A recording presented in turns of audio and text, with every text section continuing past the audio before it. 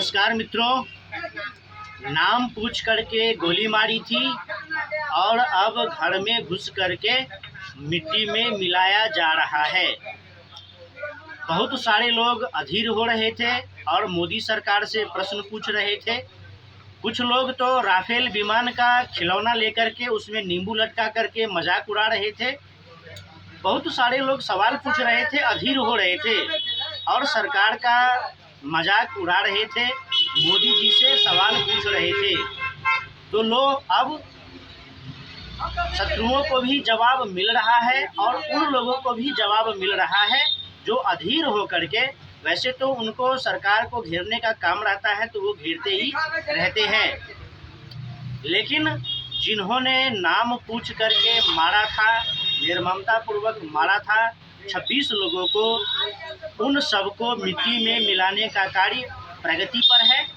और जब मिट्टी में मिलाने का कार्य प्रगति पर है तो कुछ लोगों के कमेंट्स आए हैं जिन्होंने अपने प्रिय को खोया पहलगाम आतंकवादी हमले में, जिन्होंने अपने सिंदूर को खोया, सुहाग को खोया, अपना बेटा अपना भाई खोया।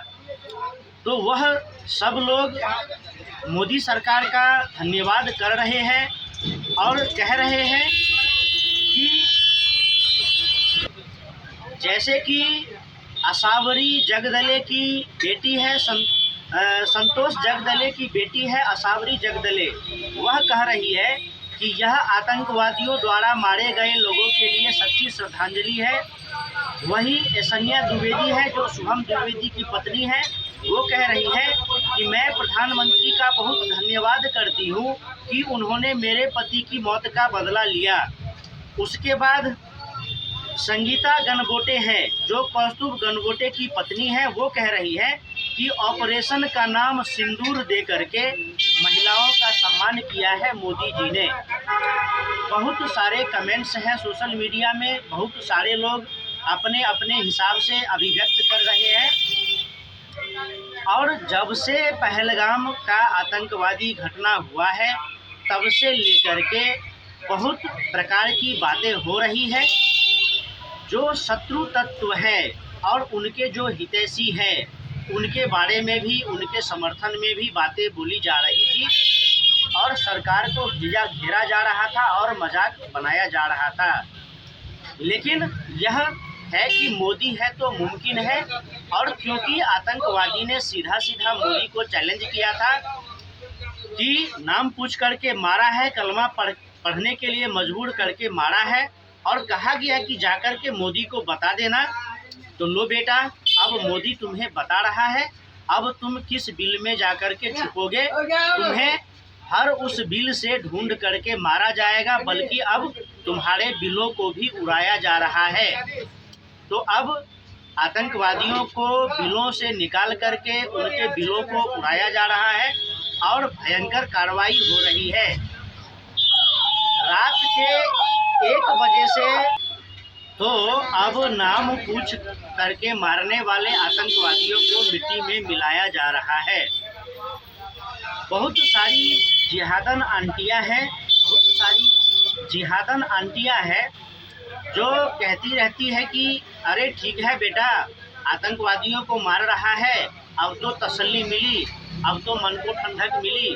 अरे नहीं आंटी जी, जब तक एक एक आतंकवादी नहीं मारे जाएंगे, जब तक सनातन के शत्रु समाप्त नहीं कर दिए जाएंगे, तब तक दिल को तसल्ली नहीं मिलेगी, मन को ठंडक नहीं मिलेगी। क्योंकि हिंदुओं के कलेजे को जलाया गया है, निर्ममता पूर्वक जलाया गया है। इतने टॉर्चर, इतने सारे अत्याचार, इतने सारे अपमान भारत देश में हिंदुओं की धरती पर हिंदुओं के साथ हो रहा है।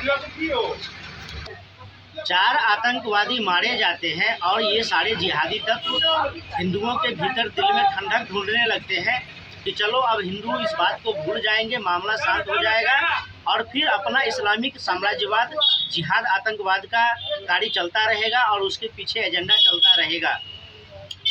मन में आक्रोश होता है। यह कोई एक घटना नहीं है, 2 घटना नहीं है, निरंतर और क्रमशः चलता ही रहता है, निरंतर और क्रमशः चलता ही रहता है।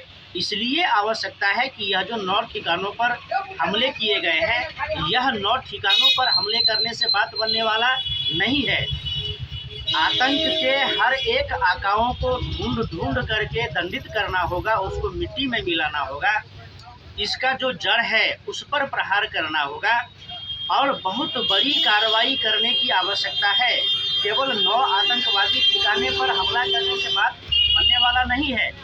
बड़े बड़े आतंकवादी संगठन हैं जिसके सैकड़ों आका हैं, जिसके हजारों लड़ाके हैं और उसके लाखों समर्थक हैं। यह एक व्यवस्था बनानी पड़ेगी, एक लंबी लड़ाई लड़नी पड़ेगी और जब लंबी लड़ाइयाँ होगी तो व्यवस्थाएं बड़ी करनी पड़ेगी और उसके लिए समय भी लगेगा। बहुत सारे अंकल भी हैं जो रो रहे हैं कि कश्मीर में जो आतंकवादियों के साथ थे, आतंकवादियों से मिले हुए थे या फिर आतंकी घटनाओं में शामिल थे, उनके घरों को उड़ाया जा रहा है, घरों को जलाया जा रहा है, आतंकवादियों को मारा जा रहा है। तो ऐसा हो सकता है कि पूरे कश्मीर के लोगों को मारा जाएगा। तो यह जो रोना वह रो रहे हैं, तो